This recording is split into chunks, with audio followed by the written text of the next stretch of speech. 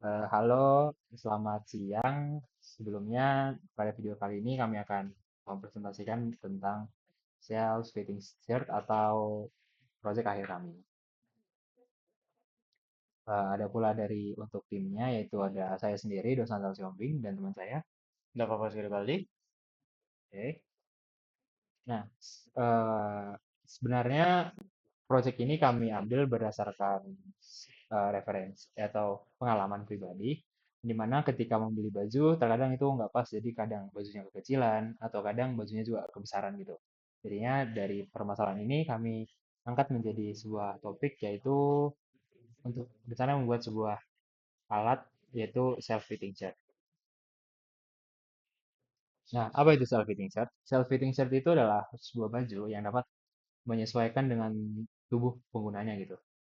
Mungkin ada semirip-mirip juga dengan Spider-Man atau fiksi, yang dimana pada GIF ini bisa kita lihat kalau bajunya itu langsung mengencangkan diri sendiri gitu ke badan penggunanya. Nah, maka dari itu target pasar kami adalah orang yang tentunya memiliki ketertarikan kepada teknologi.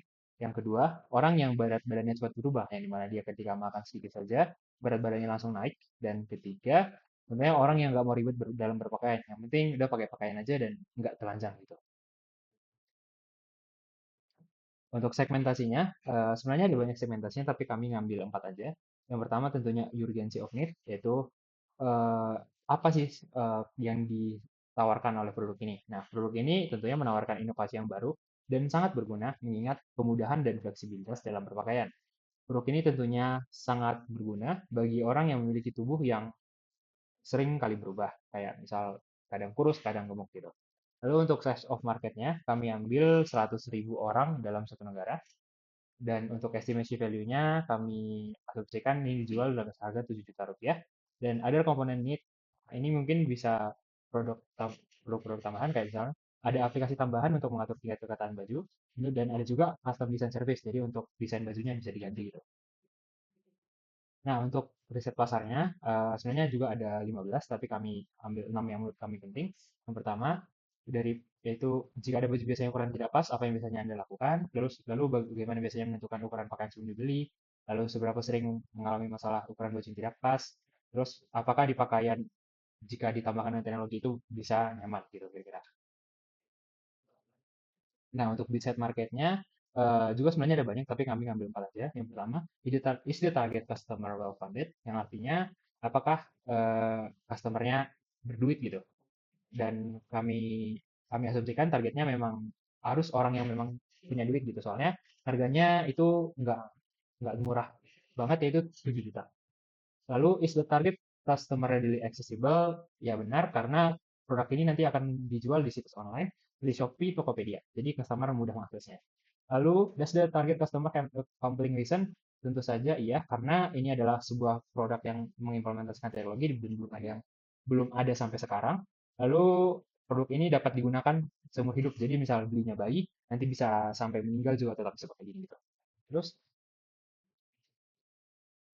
lalu untuk TAM-nya, di TAM ini ada 4 poin yang penting. Yang pertama, number of transaction-nya itu adalah jumlah barangnya akan dibeli atau akan asumsikan kami.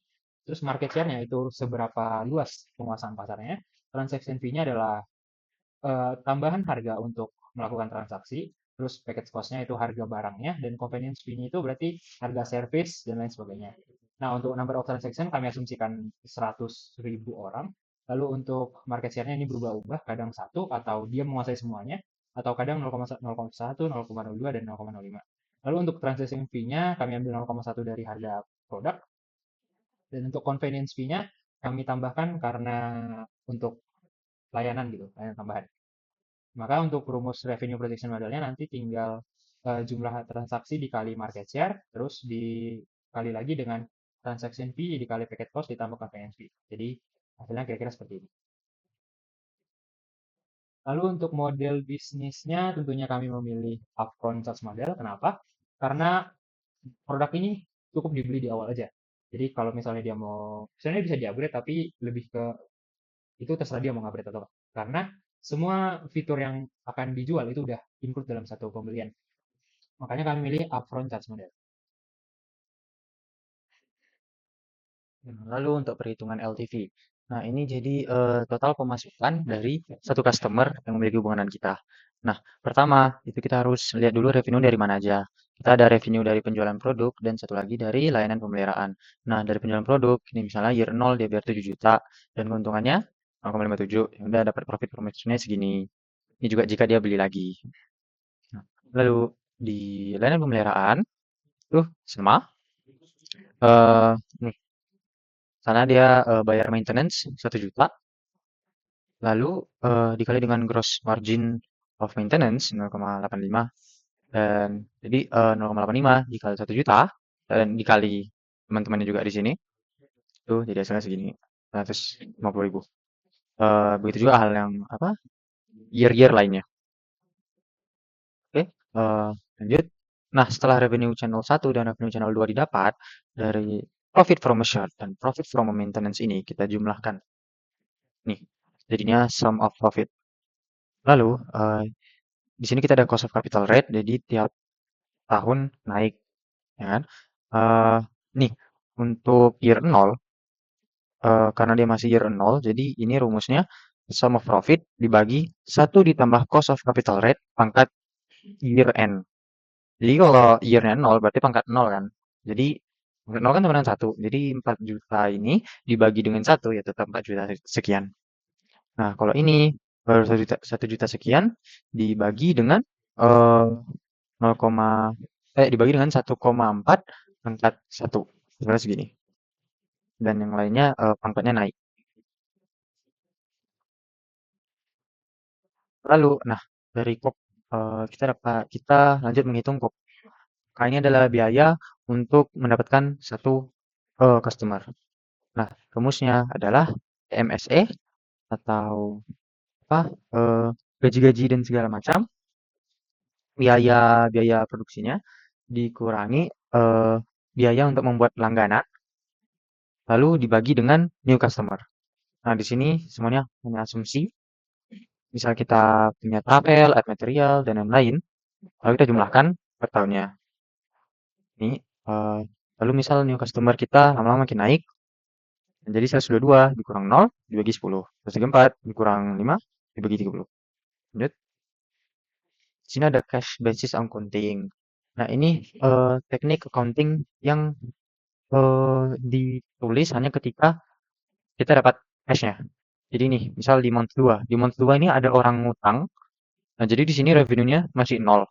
Tapi expenses sudah ditulis karena kita kan ngeluarin duit ya. Nah, lalu pas dia bayar ngutang di bulan ketiga, baru ditulis di sini. 1,5. Nah, kalau aktual itu mau dia ngutang atau enggak, itu tetap ditulis. Ditulis langsung.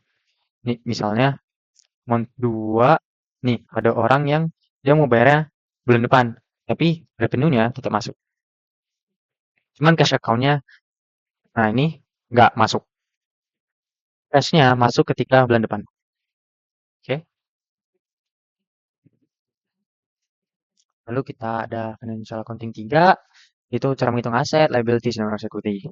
Nah, untuk aset, ini asumsi kita, ya tinggal dijumlahkan, salah 1 juta, liabilities, semua apa ya kewajiban yang harus dibayar. Lalu ini asumsi owner's equity kami juga. Nah, dari sini juga ada penghitungan book value.